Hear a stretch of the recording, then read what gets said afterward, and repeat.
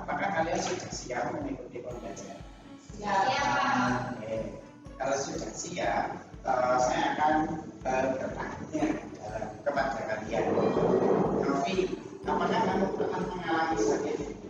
Pernah, Pak. Nah, yang lain pernah mengalami sakit? Pernah, Pak.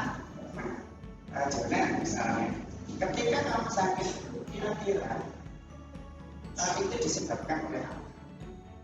Biasanya hujan, Atau kehujanan gitu ya, sehingga sakit flu. Nah, kemudian Ina, kalau kamu sakit flu, kira-kira gejala apa yang kamu rasakan? Pusing, Pak. Pusing. Pak. Kemudian Pusing. pusing. Terus Batuk. batuk. Oke. Nah, Audrey, jika kamu sakit flu, biasanya apa yang bisa kamu lakukan untuk supaya sakit flu-nya tidak berkelanjutan? Minum air hangat sama minum obat, Pak.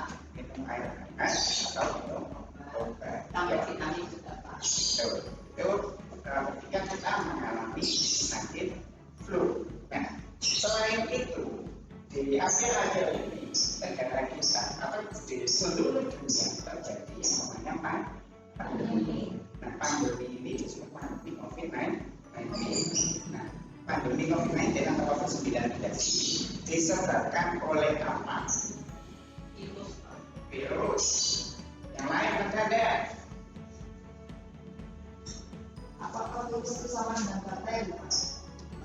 Virus itu sama dengan bakteri atau tidak?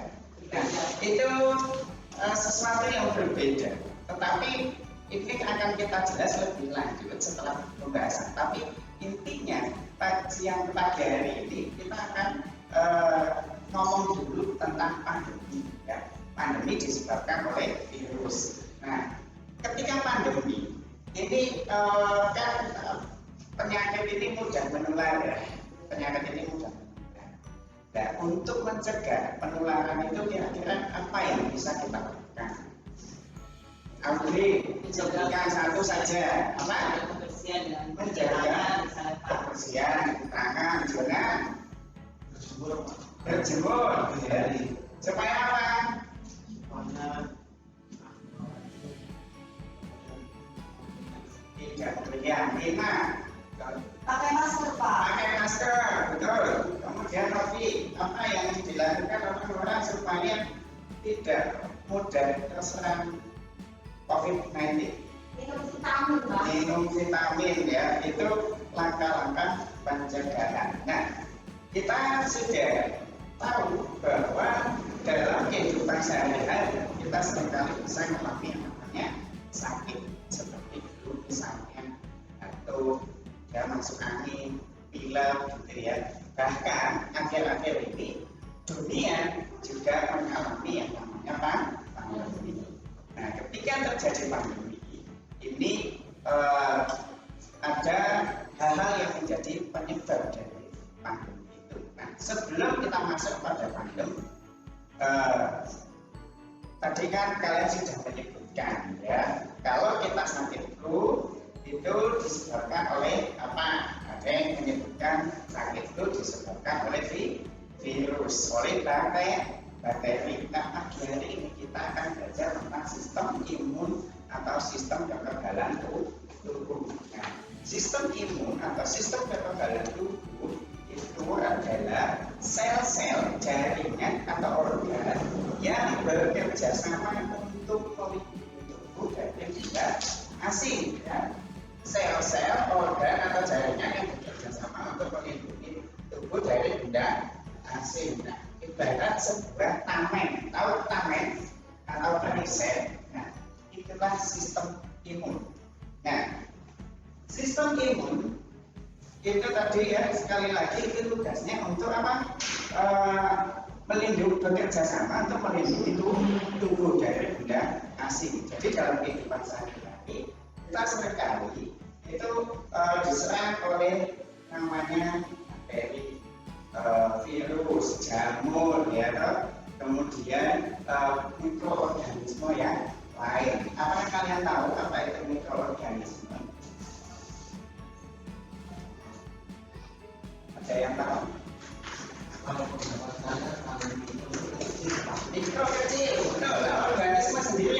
hidup. Hidup ya. Jadi kesimpulannya itu organisme adalah makhluk hidup yang paling kecil. Makhluk hidup yang kecil ya. Sekali lagi misalnya ada sejenis spora atau bakteri kecil atau mungkin benda-benda asing yang kecil yang masuk ke dalam tubuh, itu disebut mikroorganisme. Tadi kita kembali ke topik bahwa sistem imun atau sistem kekebalan tubuh adalah sel-sel jaringan atau organ yang bekerja sama untuk melindungi tubuh dari benda-benda asing ya. Di dalam sistem imun, kalau bicara tentang sistem imun, itu juga berbicara tentang imunitas. Nah, imunitas itu apa? Imunitas adalah kemampuan dari kemampuan dari tubuh untuk melindungi dirinya sendiri dengan cara apa? Seperti menahan atau menghancurkan benda asing yang masuk ke dalam tubuh.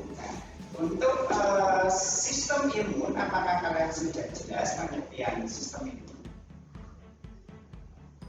Jelas? Jelas. Kalau jelas kita lanjutkan. Nah, berbicara tentang sistem imun, itu tentu ada fungsi, ada manfaatnya. Nah, sama dengan benda-benda yang kita miliki. Misalnya kalian memiliki laptop, memiliki handphone, itu juga punya fungsi. Fungsinya apa? Untuk komunikasi, untuk sarana entertainment dan lain sebagainya. Tetapi berbicara sistem imun, itu fungsinya itu ada fungsinya. Yang pertama itu melawan patogen. Nah, sebelum kita berbicara lebih lanjut, apa itu patogen? Apakah yang kalian ketahui tentang patogen? Ada yang bisa menjawab?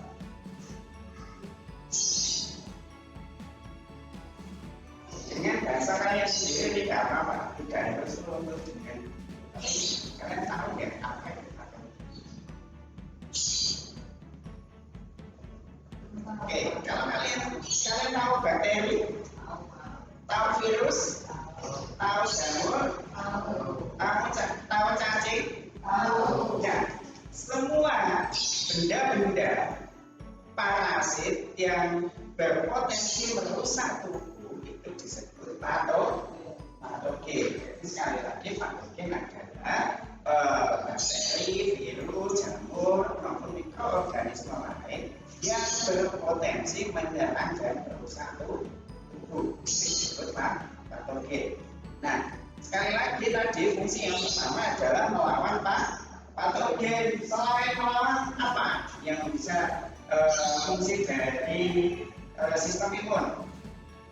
Nah, sama ketika kalau tentara ya, kalian tahu tentara itu tugasnya adalah melindungi dan mempertahankan kekuatan negara.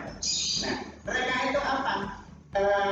Tugas mereka terhadap musuh yang menyerang, selain melawan, menyingkirkan atau mengusir. Sama sistem imun itu juga menyingkirkan sel-sel yang rusak. Nah, kira-kira kalian tahu nggak kenapa sel-sel itu bisa rusak? Di dalam tubuh kita ini kan terdiri dari berbagai macam sel. Ada sel-sel yang rusak. Kalian tahu tidak? Apa itu sel-sel yang rusak? Karena waktu dulu, ya, saat kita jalan, maka akan terjadi luka.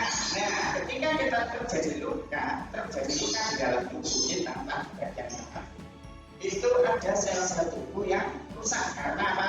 Benturan, karena kecelakaan, contohnya seperti itu. Nah, selain itu, fungsi dari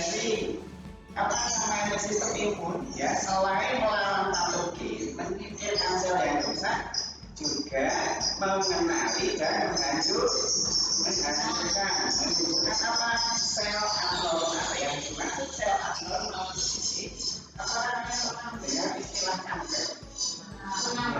Kanker ya, kanker itu adalah sel yang abnormal. Kenapa disebut abnormal? Karena tidak seperti sel-sel yang lain, dan sel abnormal ini berpotensi untuk merusak atau mengganggu kesehatan tubuh ya. Jadi sekali lagi fungsi dari sistem imun dalam tubuh kita ada tiga. Yang pertama melawan patogen, yang kedua apa? Yang ketiga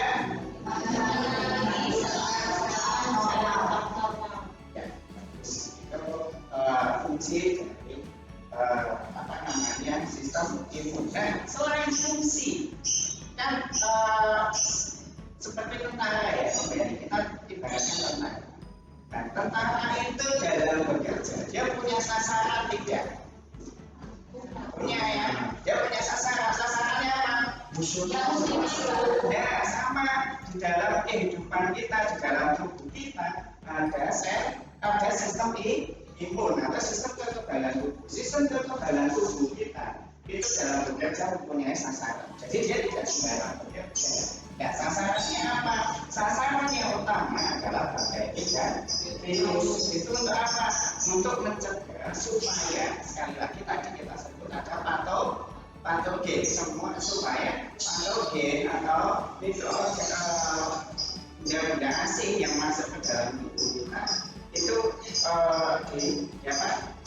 dilawan, disingkirkan, dikenali, kemudian dihancurkan. Nah, sasaran utamanya adalah bakteri dan virus. Sasaran utama. Tapi selain itu dia juga punya sasaran yang lain seperti tanah, kemudian mikroorganisme yang lain.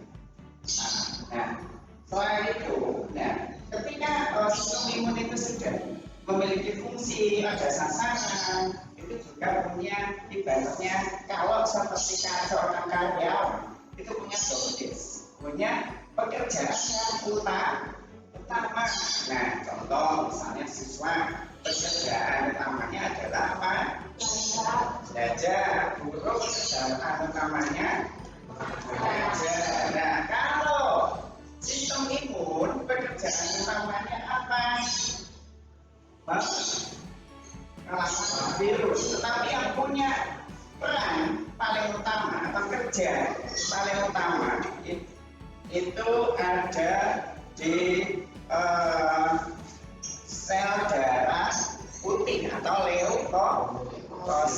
Nah, di dalam leukosit itu terdapat yang namanya fagosit dan limfosit. Nah, sebelum kita membahas lebih rinci mengenai fagosit dan limfosit, itu juga ada bagian lain ya di dalam sel darah putih atau leukosit. Tadi ada fagosit, kemudian ada limfosit, dan juga ada jaringan limfoid.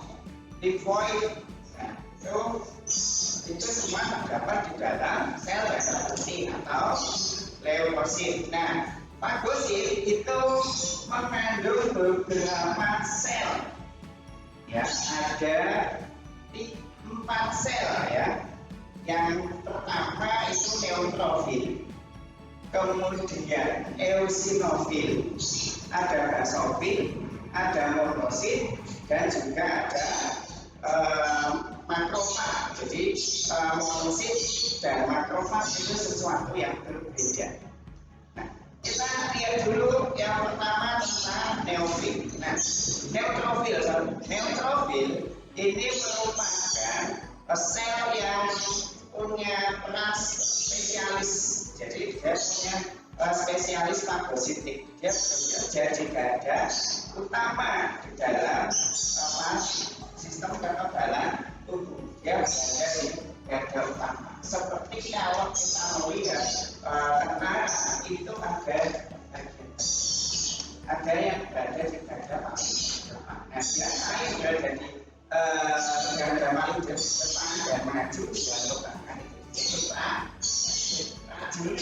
Nah, prajurit itu maju duluan ya, jadi dibanding dengan yang lain-lain. Dan sekali lagi di dalam menyelamatkan negara, dalam mempertahankan negara, banyak sekali prajurit yang gugur dalam peperangan, tetapi dia juga banyak menumpas musuh. Gitu. Demikian fagosit ya, terutama neutrofil ini.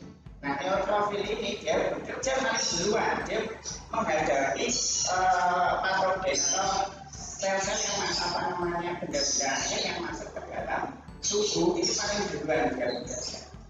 Kemudian ada eosinofil. Nah, eosinofil ini berfungsi untuk menghancurkan parasit ketika ada bakteri yang masuk yang berpotensi merasuk ke satu tubuh, dia akan dihancurkan oleh eosinofil. Nah, reaksi apa yang terjadi ketika eosinofil menghancurkan parasit? Kalian pernah mengalami gatal-gatal,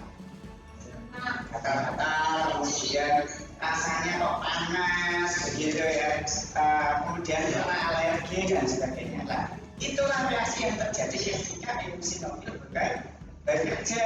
Kemudian ada basofil. Nah, basofil itu berfungsi untuk mengeluarkan histamin. Nah, dia juga sama, ketika bekerja itu menimbulkan sebuah reaksi yang namanya alergi. Lalu ya, setelah basofil ada monosit. Nah, tadi saya menyinggung ada monosit dan ada makrofag. Nah, monosit di dalam monosit itu adalah yang berada di dalam pembuluh darah, sel yang ada di dalam pembuluh darah. Tetapi ketika dia sudah keluar dari pembuluh darah dan masuk ke dalam jaringan, kalau sel itu kan bagian yang lebih kecil. Kalau jaringan itu contohnya kulit kita, itu jaringan. Nah, ketika monosit masuk ke dalam jaringan, ya, itu menjadi makrofag. Makro itu artinya besar, jadi monosit berubah menjadi besar masuk ke dalam jaringan sebagai pemakan bakteri, virus dan lain sebagainya di dalam tubuh. Nah, dia itu termasuk spesialis fagositik. Jadi monosit ini atau monosit dan makrofag ini berperan sebagai spesialis pemakan atau perusak zat-zat yang masuk ke dalam tubuh. Zat asing tentunya yang berbahaya. Itu tadi fagosit. Kenapa fagosit? Apakah kalian sudah paham? Sudah ya? Kalau sudah, kita masuk ke dalam limfosit. Nah, selain fagosit itu ada limfosit. Ada limfosit B dan ada limfosit T. Nah, limfosit B dan T itu adalah jenis dari limfosit. Nah, jadi limfosit B ini bekerja secara tidak langsung. Jadi ketika ada bakteri atau apapun yang masuk ke dalam tubuh, yaitu tidak langsung menyerang. Tetapi kalau limfosit T itu langsung menyerang. Nah, kedua limfosit ini merupakan pasukan elit yang sangat kuat, tetapi dia bekerja di belakang. Seperti kalau boleh dibilang jenderal gitu ya, kalau tentara. Ya, kalau susunan tentara itu ada jenderalnya itu majunya belakangan. Tetapi yang maju lebih dulu itu apa? Prajurit. Nah, itu yang di depan. Tapi walaupun limfosit ini bekerja paling belakang, tetapi dia sangat kuat. Jadi ketika dia langsung misalnya menyerang atau melawan dari sel-sel atau apapun yang masuk ke dalam tubuh, itu dia langsung membunuhnya itu banyak. Itu fungsi dari limfosit. Kemudian ada yang ketiga disebut jaringan limfoid. Nah, jaringan limfoid ini adalah tempat ya dari sel-sel imun. Nah, sel-sel imun tadi ada fagosit dan limfosit yang terdiri dari beberapa macam. Nah, disitulah tempat sel-sel imun itu berada. Nah, jaringan limfoid juga berfungsi untuk apa? Memproduksi, untuk memproses dan menyimpan limfoid. Nah, ketika kita bicara limfoid itu terdiri dari dua macam. Ada limfoid apa?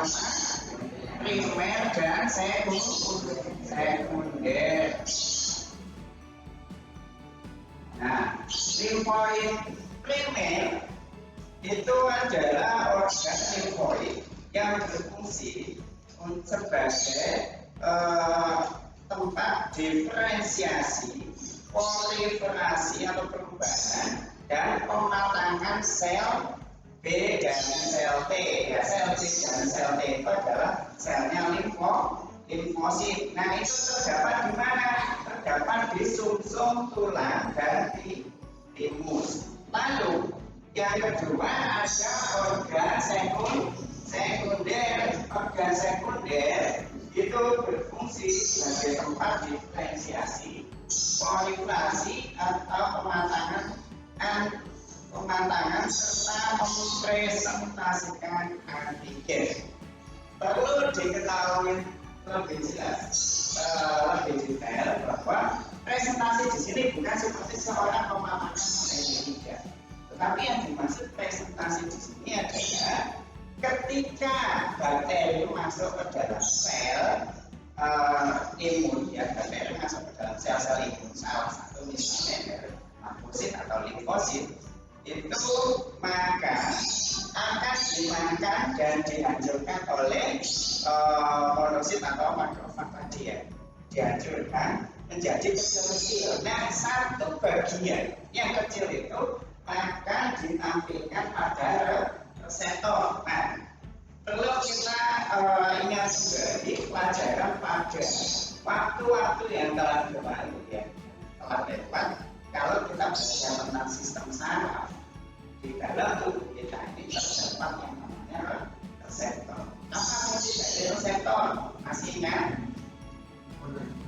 Menerima rangsang apapun itu diterima oleh reseptor. Sama juga di dalam sistem imun atau kekebalan tubuh kita ini, reseptor itu berfungsi menerima, ya, sinyal kehadiran dari antigen atau sel-sel yang masuk ke bakteri ataupun virus yang masuk ke dalam tubuh. Jadi reseptor itu langsung menerima, mengingat dan bekerja untuk apa? Misalnya menolak, kemudian melawan atau menghancurkan apa, ya, namanya bakteri yang masuk tadi. Itu yang dimaksud dengan presentasi. Nah, itu efektor atau kerja utamanya. Kembali lagi, kerja utama dari sistem kekebalan tubuh atau imun kita itu berada di dalam sel darah putih atau leukosit. Sampai di sini apakah ada pertanyaan?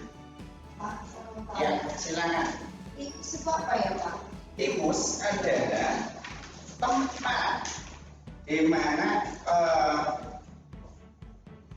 sel B atau sel T itu berada, dan itu berada di organ limfoid. Nah, Jona, apakah kamu tahu timus itu apa? Tenggorokan. Ya. Jadi timus itu kelenjar, ada kelenjar di timusnya. Di dalamnya itu ada yang namanya organ limfoid primer. Nah, begitu. Selain itu, apakah ada pertanyaan lagi? Pak, nanti Ya. ada orang yang kena penyakit itu, Pak. Ya. Dia dimakan gitu. Apanya yang gimana? Ya, tadi lokal antigen. Ya, jadi patogen yang masuk ke dalam sel-sel darah, ini kan penyakit darah, ya. Nah, itu jadi Itu sel darah apa ya, Pak? ayo yang lain. Apakah kalian tahu, ya? Ini mungkin sel darah putihnya dimakan oleh sel darah merahnya, Pak. Kebanyakan sel darah putih merah, gitu ya, menurut tahu sih. Menurut Jana apa? Ya, penyakit apa? Sel darah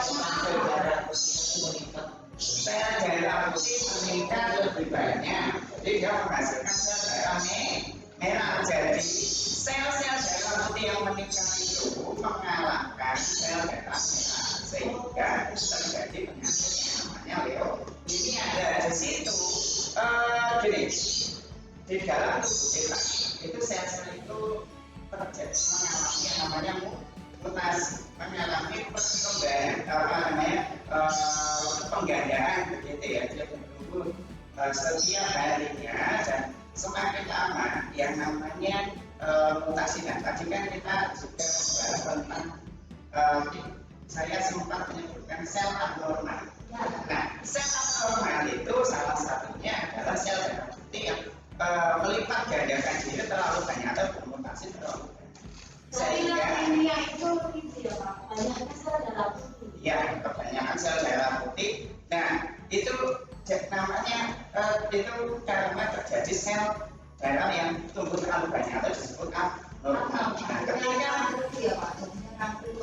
ya, betul. Sel apapun, misalnya kayak ada daging tumbuh dan sebagainya, itu karena jaringan tertentu itu sel di jaringan tertentu itu bertumbuh begitu banyak atau yang disebut abnormal tadi sehingga menimbulkan kanker. Sama juga sel darah merah atau sel-sel yang lain yang bertumbuh atau menggandakan diri, multiplikasi ya terlalu banyak itu akan mengakibatkan satu penyakit di dalam tubuh kita. Salah satunya leukemia, kanker atau mungkin kista dan sebagainya.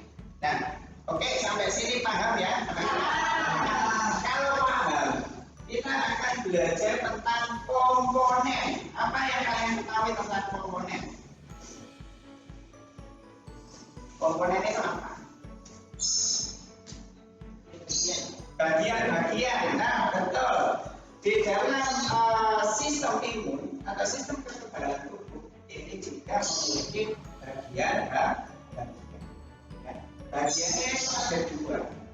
Nah, biasanya bagian yang pertama itu disebut sistem imun non-spesifik.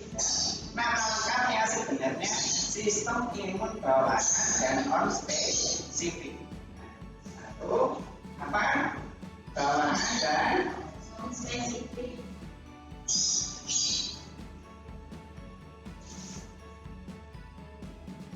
Nah, apa yang kalian ketahui tentang bawaan? Sudah ada ya. Sejak lahir, betul. Jadi sistem imun yang sudah ada sejak lahir itu namanya bawaan. Kalau non spesifik, ada yang tahu non spesifik? Tidak. Jawaban yang bagus tapi kurang tepat. Tapi apa kamu tahu itu non spesifik? Tambahan akan muncul lagi. Jadi tapi kurang tepat. Jadi gini, kalau kita belajar spesifik ya dan non spesifik. Nah, spesifik itu artinya lebih detail, ya, lebih rinci, itu namanya spesifik. Kalau non spesifik berarti dia tidak detail. Nah, gini, non spesifik itu adalah dapat mengenali dan mempertahankan diri terhadap benda asing apapun. Ya, benda asing apapun itu benda asing yang masuk, dia dapat mengenali, makanya disebut non spesifik. Jadi garis besarnya adalah apapun. Nah, ini sistem imun bawaan atau non spesifik ini bekerja tidak menghasilkan sel memori. Jadi tidak menghasilkan sel memori. Maksudnya apa? Nah, di dalam sistem imun tubuh kita itu terdapat tadi ya, ada yang berfungsi mengingat, ya. Nah, memori di sini berarti mengingat. Jadi kalau misalnya kita terserang misalnya satu penyakit, nah, next time atau lain hari kita akan kambuh lagi, itu ada sel yang langsung bekerja. Oh, ini ada yang masuk nih, ada patogen yang masuk. Sel itu mengingat. Tetapi di dalam sel bawaan dan non spesifik ini, ya, tidak mengingat. Jadi tidak menghasilkan sel memori. Nah, sel bawaan, ya, sorry, apa namanya, sistem komponen sistem imun bawaan dan non spesifik ini berfungsi terletak di reseptor ya. Letaknya ada di dalam reseptor. Reseptor itu ada di sekujur tubuh kita. Pada umumnya terdapat pada kulit. Salah satunya pada kulit. Di sekujur tubuh kita, di kulit kita ini banyak reseptor-reseptor yang membuat kita bisa merasakan, oh rasanya panas, oh rasanya dingin, ya halus, kasar, dan sebagainya. Itu reseptor. Nah, reseptor ini terdapat di dalam endogen maupun eksogen. Nah, endogen itu reseptor yang berada di endogen. Endo itu berarti di dalam organ tubuh. Ini berfungsi untuk membersihkan sel-sel yang rusak.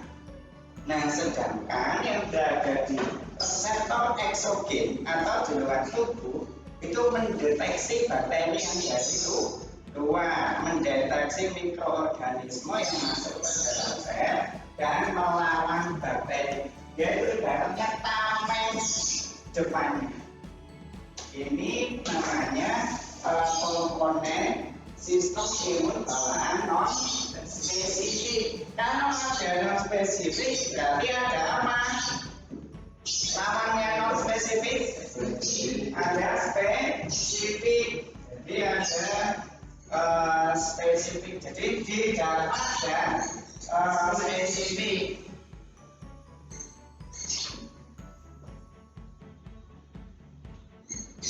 Nah, tadi kalau ini bawaan ada sejak lahir, kalau ini juga dapat. Kira-kira bagaimana cara mendapatkan vaksinasi?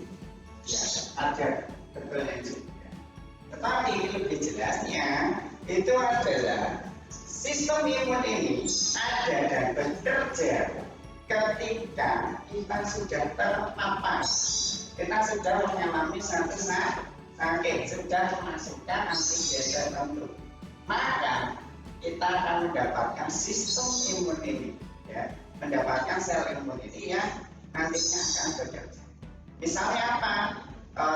Polio, campak, cacar, dan lain sebagainya. Itu didapat. Dan spesifik ya. Kalau spesifik ini berarti kalau ini kan apapun ya. Apapun itu patogen yang masuk dia dapat mengenali, tetapi dia hanya satu. Kalau spesifik itu hanya satu saja, ya. Jadi dia hanya dapat mengenali dan mempertahankan diri ya. Sekali lagi tidak hanya mengenali, tetapi juga mempertahankan diri terhadap satu benda asing tertentu. Nah ini contoh itu terletak pada leukosit. Nah tadi kita sudah membahas leukosit itu mengandung 3 macam sel ya. Ada fagosit, ada limfosit, dan juga sel-sel yang lain. Nah di sini dia terletak di dalam leukosit. Nah lawannya dari sel bawaan atau sel imun bawaan atau spesifik, yang spesifik ini menghasilkan sel memori.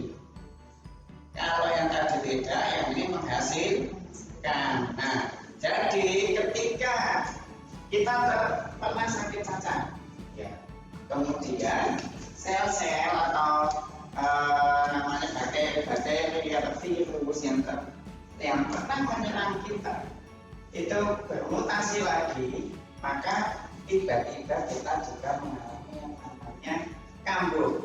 Pernah ya? Atau mungkin kalian pernah menyaksikan, kalau kalian tidak pernah menyaksikan teman, saudara, atau orang-orang di sekitar lingkungan kita yang mengalami kambuh dari satu penyakit.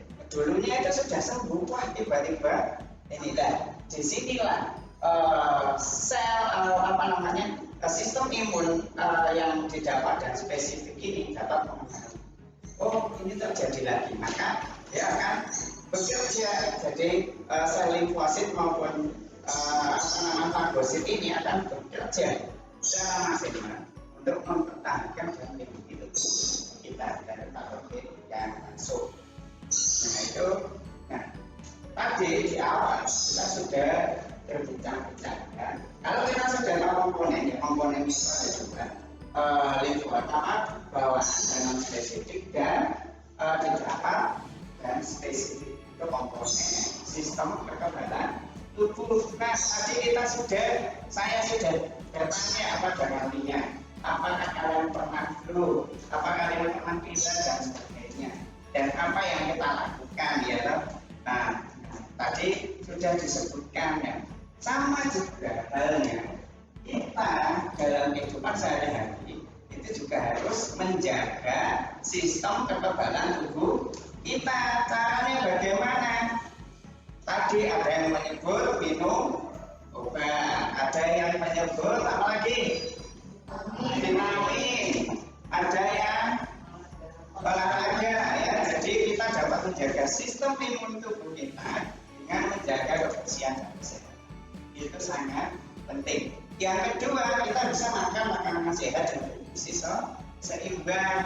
Selain itu olahraga teratur dan istirahat yang cukup. Itu cara menjaga sistem imun tubuh kita. Nah, pembelajaran kita, materi kita hari ini sampai di sini. Apakah kalian sudah paham? Nah, kalau sudah paham, ini ada beberapa pertanyaan. Ya. Pertanyaan pertama adalah, apakah kalian mengenal istilah imun? Ya. Nah, imun itu apa? Kembali lagi, kekebalan tubuh ya. Berarti sistem imun adalah sistem yang menjaga ya kekebalan tubuh kita dari apa? Dari asing yang masuk ke dalam tubuh. Nah, sistem imun itu dapat dibagikan menjadi dua komponen. Komponennya apa saja?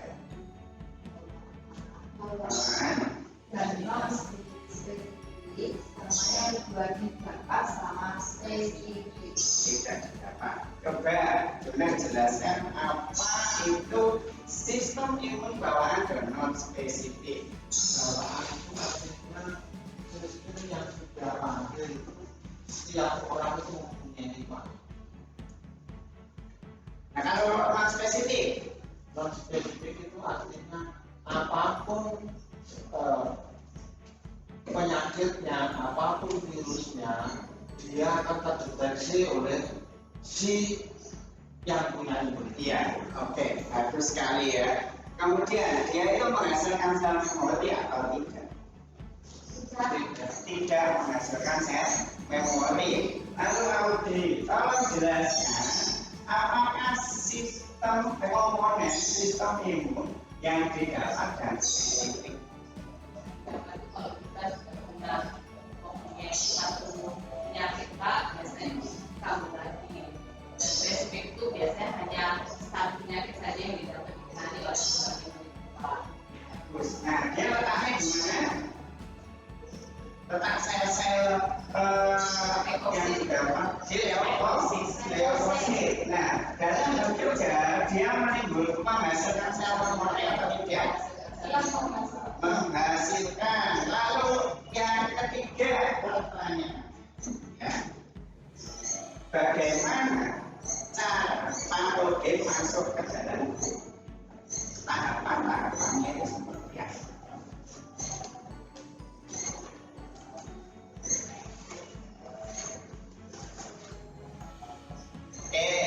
Dalam sehari-hari ya kalian beraktivitas ya, kalian ketemu dengan yang namanya dengan bakteri, dengan virus dan lain-lain, ketemu itu nempel dalam tubuh tidak? Secara tidak langsung itu menempel, tetapi ada kalanya kita cuek, kita tidak kan ya, orang Surabaya ngomong tidak sehingga tapi kenapa itu? Nah itu ketika mereka menempel itu kalau sistem imun yang paling luar itu tidak yang di eksogen tadi, dia tidak bekerja, tidak dapat melawan, maka dia akan masuk ke dalam sel-sel di dalam tubuh. Nah, setelah itu maka akan terjadi perlawanan oleh sel imun yang ada di dalam tubuh. Sama seperti ketika kita belajar tadi ada efektor. Nah, yang kerja utamanya terdapat di leukosit tadi, ada fagosit dan limfosit. Dia yang akan bekerja. Tahapannya itu sejauh itu. Jadi sampai di sini mengerti anak-anak?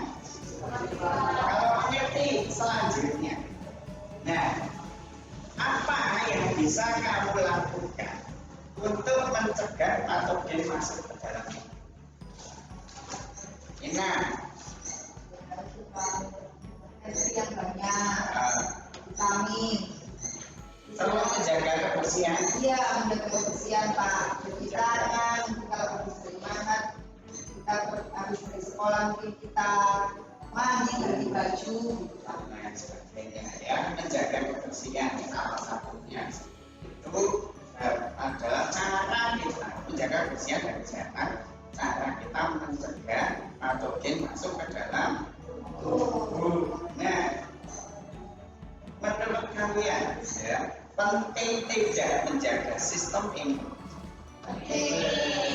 Kenapa penting, Hafiz? Jelaskan. Supaya kalau kita dapat menjaga sistem imun, kita nggak mudah sakit. Tidak mudah sakit, betul ya. Menjaga sistem imun itu sangat penting. Supaya apa? Tubuh kita tidak mudah sakit, tidak mudah istilahnya itu kena virus dan lain sebagainya. Terlebih di dalam masa-masa pandemi seperti ini, kita harus ya menjaga kesehatan, menjaga daya tahan tubuh kita, sistem imun kita ini dengan baik, ya, sehingga kita tidak mudah terpapar virus corona atau COVID-19. Nah, ini pertanyaan kemudian selanjutnya, ini soal cerita. Nah, perhatikan baik. Ketika kulit kita mengalami peradangan atau inflamasi akibat luka, kadang-kadang bermunculan nanah-nanah kecil di beberapa tempat. Kemudian semakin lama semakin besar. Pernah melihat kejadian seperti itu?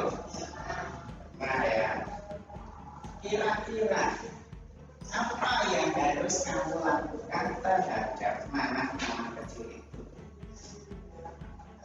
Jonan, apa yang kamu lakukan jika itu terjadi kepadamu? Kalau sudah tahu pertama itu biasanya dengan pertolongan pertama itu Dibersihkan sehingga yang tidak borok ya, tidak berkembang ya, tidak membesar. itu dibersihkan pakai tampang dengan alkohol atau kalau tidak ada yang lain ya. Ya, itu langkah yang bagus ya. Sebelum ini ya, sebelum kita membersihkan apa yang terjadi dalam peradangan ini, apa yang kalian ketahui tentang inflamasi atau peradangan? Pak Audrey tahu peradangan? Sel-sel dalam tubuh berusaha reaksi dari alergi itu Pak melawan virus-virus yang masuk ke dalam tubuh.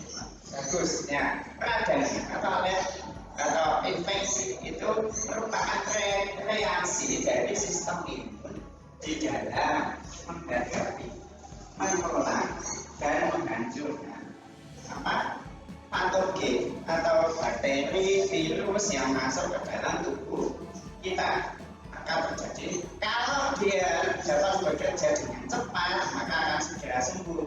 Tetapi kalau tidak dapat bekerja dengan cepat, maka penyakit itu akan mengalami yang namanya infeksi. Nah, yang terakhir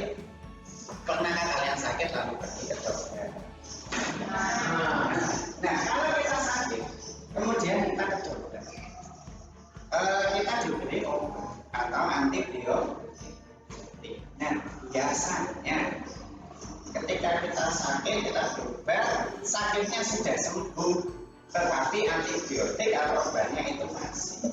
Apa yang kalian lakukan? Sudah tidak diminum. Audrey, apa yang kamu lakukan? Biasanya menghabiskan Pak. Menghabiskan. Kenapa kamu menghabiskan?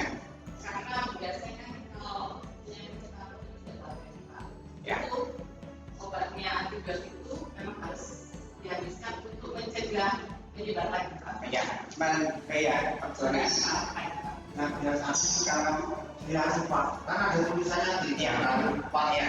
nanti ya sudah ada apa lagi ya saya habiskan Pak. Habiskan. Kalau kamu Saya ini orangnya lupaan. lumayan. Waduh. Apa obatnya itu lupa saya minum. Oke, berarti sama dengan kita ya. Ya.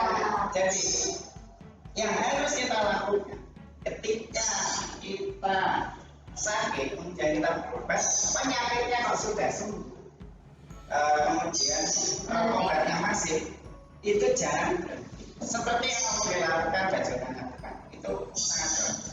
Jadi kita harus habiskan karena porsi antibiotik yang diberikan oleh dokter kepada kita ini adalah takaran yang pas untuk menyembuhkan penyakit kita, untuk menghancurkan patogen-patogen bakteri atau virus yang masuk dalam tubuh kita. Jadi kalau tidak habis, itu memicu kelemahan pada sistem imun tubuh kita. Jadi jangan heran kalau kalian sakit, obatnya tidak dihabiskan, walaupun sudah sembuh nanti akan ambulan. Tapi kalau kalian habiskan, maka sekali lagi itu tidak akan memicu terjadinya penyakit yang sampai di sini materi hari ini. Apakah kalian sudah paham? Kira-kira kalau sakit dan sebagainya bisa menjaga diri.